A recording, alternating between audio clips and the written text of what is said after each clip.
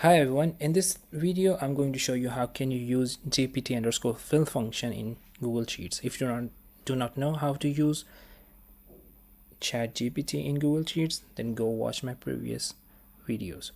Anyways, let's say I have an apple and I have the description for the apple, similarly banana and its description.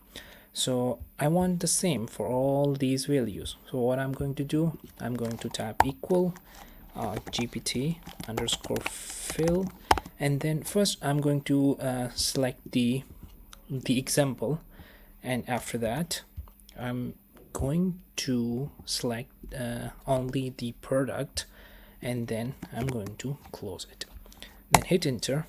You'll see the ChatGPT will generate the description for each product.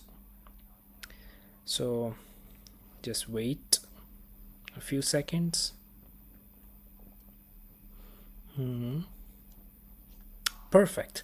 As you can see that this is the description about the peaches, the mangoes, the strawberries, also the gaming console, the laptop, the Canada, the country, and the Japan.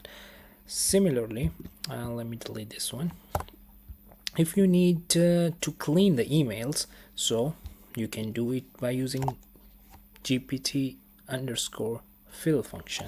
So GPT fill, just select the example data and then the list of the emails that you want to clean, then close the function and hit enter. See, this is the email in this prompt, and in this prompt this is the email.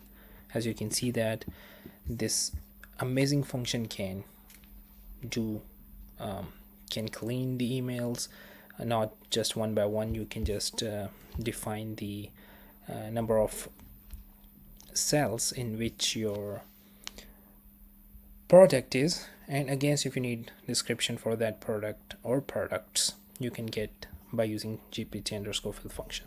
That's it for this video. I'm going to see you in the next one.